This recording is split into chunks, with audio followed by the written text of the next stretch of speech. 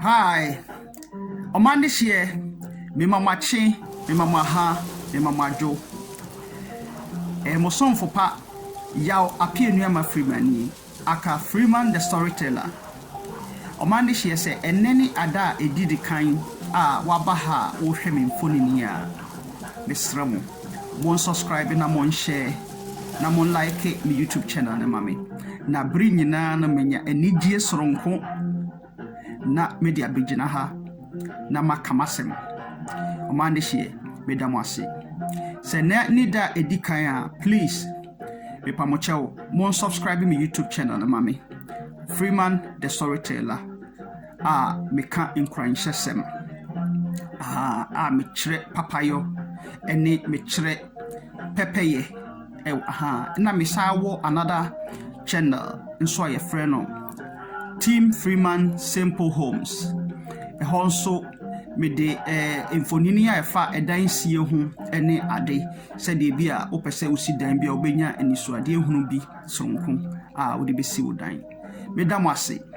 Me subscribe mame na abri nyina no betimi atwa infonini a kyerɛ mo. Yo ene day nso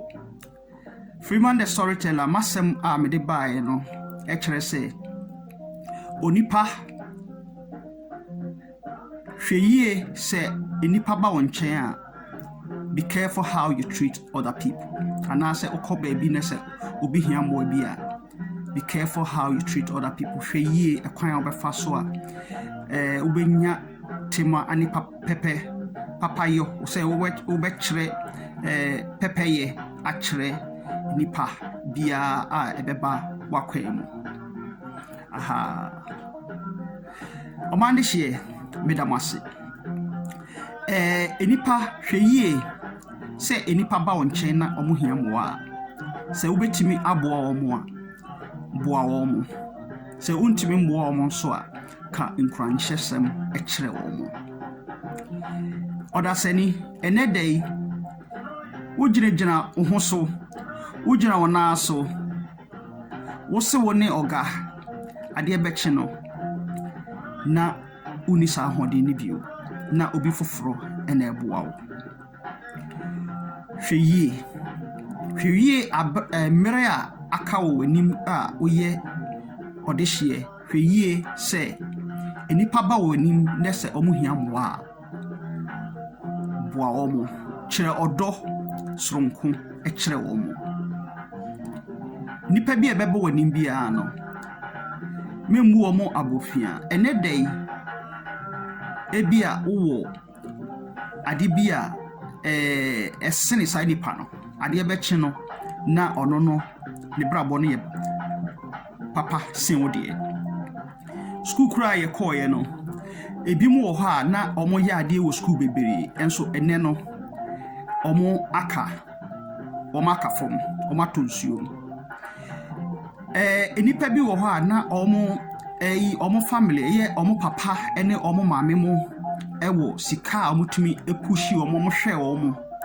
enso no enedai no efiri se omo maame ne omo papa mo wuye nti no omo abrabo no agija omo ande hye enedai omo dafom sabre na omo dide no omo ankai se wo se nipa na ewo omo na ase no omo ehwe omo yi se obi wo na ase a hweyie se onfa nanim entwetwere fom se wo yire a hweyie se onfa oyire anim entwetwere fom wo kunu a nyabuo ema no memfa ukunu anim entwetwere fom wo ma wo kasa kire omo a kasa wo akomapa ene odomu kire omo memfa omo nim ntwetwere fom because enkwala nketoa a omo wabusuamu nyina no ene wo ma no enedai omo no eye nkwala ade ebechi no na omo nyinyin aye nkwala papa wano kasa a obde beka kire nkwala ene unuanom se efiri se omo hia moa unuanom a ufi se omo nye obia na anase unuanom ma ufi se omo nye obia anase o ma ufi se omo nye obia no ade ebechi no na omo anyin na omo abrabo no aye papa ɛsen wo de obi ba wani mu a menhwe nipa no ho na omfa enjeje no nka sɛ we de sɛ onye bibia da bi eneda yi nipa ne da fom ade ɛbɛkye no na waye betasen enipa bi omwo na ase a ofi sɛ omunye obia wo treat omo bad na oma a wawo omo no treat omo good na nkwala na ewo nkyɛn no omo ne last people to eat no ebedu miri bi na nkwala no omo life no beba be ye better than oma no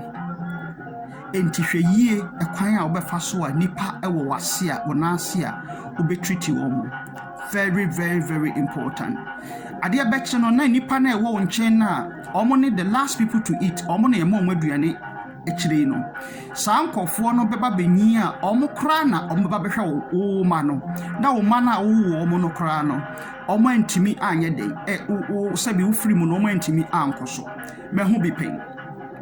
hwɛ yie akwan a enipa ba wo na ase a obetreat omo enipa bebre ye adwuma wo bank any hospital any chese baby bebre wo kɔ baby ye kora sika korabia wo kɔ hɔ a enipa ne te hɔ a o ye adwuma a ogi sika gu ne botom na no kasa kora wo bisa na sem ode bɛka no na watu chika ma abra wo hɔ no na adwuma ɛwɔ sɛ o ye ne sɛ obɛboa nipa a bosomeso a etua no hoka enso na no kasa ote hospital ho ubisa na sem o ye nurse o ye doctor hwe yie enedey wo doctor wo nurse enedey wo yare a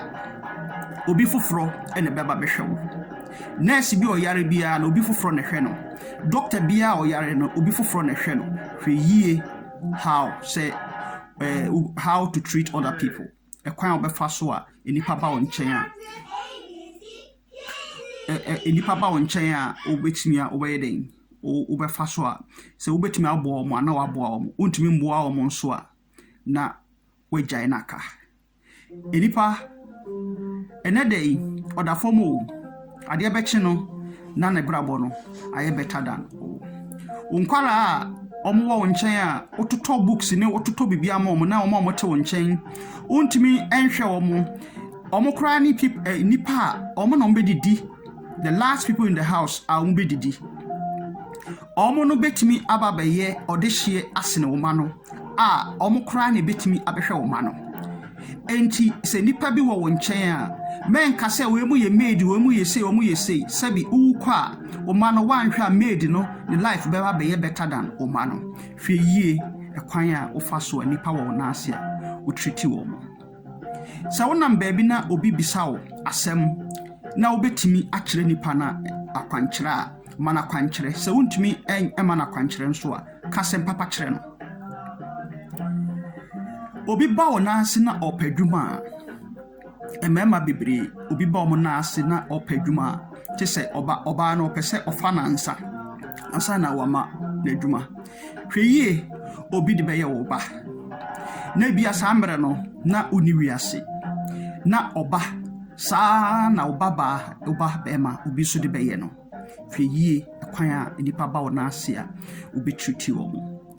very very very important ehia papa onuadofo wano kasa a nipa ebisa wasɛm a ekwan a obefa so a obeyi na no hwe yie ewo wano kasa enedai utimi nante o ade ebeche untimi nante ehu bi pen enedai o mana ben enedai wa na chese ugina wona so ade ebeche no other people will be better than you hwe in New York ena osikani bi da bia oduru kwan ho a oteka mu a na wabie na ni window na kofom na wato newspaper $1.50 na nipa na oto newspaper no oduru ha otimi ma no bia $20 onye nsesa ko ma nsesa o se o ko sa neze so bi o ha otobi sa onyanse sa o ko sa £20 no de a che no $30 no de a che no that could be odru ho a o ka che ne say onua me to newspaper ni bi na me sika ye $1 pe papa ni say no newspaper no ye $1.50 enti say only $1.50 dia me sra me ntimi mo newspaper no o sika ni no na ye ne sasene enso nipa na anye den o se da bi newspaper no de $1.50 nti wonni $1.50 I'm sorry minti me ma newspaper ni bi sawa hu nipa ni wira fi se papa ni duru ho na auto newspaper no $1.50 na wa ma no $20 no ni wira fi wa ma no obi a osresrade wo kwan ho ena ogina ho na o si me wo 50 cents metimi di asoso amount ena di osresrade wo kwan ho no mom ena oyi 50 cents no de ma newspaper ni na sana odi newspaper na ma sa sikani na sikani na eko e kire na sikani no obehwehwe sa friend say sa di osresrade no na oto dan ma no na ochira no na o ma no o che na de bebiri se won say di oto newspaper no ni wura fi se papa no da bia oduru ho a na wa ma ne bibi enipa bebiri wo wiase a o ma yesa kokko e kom de na wu e kom de no chese ne ni abre passe kom de no o ma na aduani wi a o wie ya no no wa yesi na ni wura fi so won say e kom de wo a na opeduane adi odidi wie pe na o wura fi se eyewo na e kom de wo hweyie se nipa treat you well hweyie se enipa bi aboa wo abrabomu a hweyie na kai wo mu hweyie se enipa bi aboa wo abrabomu no odi be kwa dwindwin mu na wanya tema ne odo amasa nipa no efiri se nye nipa nyina na wiase uhia moa omba buo onu adofo hweyie enipa ba wona asia se oni okunu kura wo ha ekwan obefa so ne bekasa hweyie ewo kasem sa wona wogire wo ho hweyie ewo kasem wona wo ma wo ho hweyie enedai ufi se omo ye disadvantage ade beche no omo be better sinem onipa da seni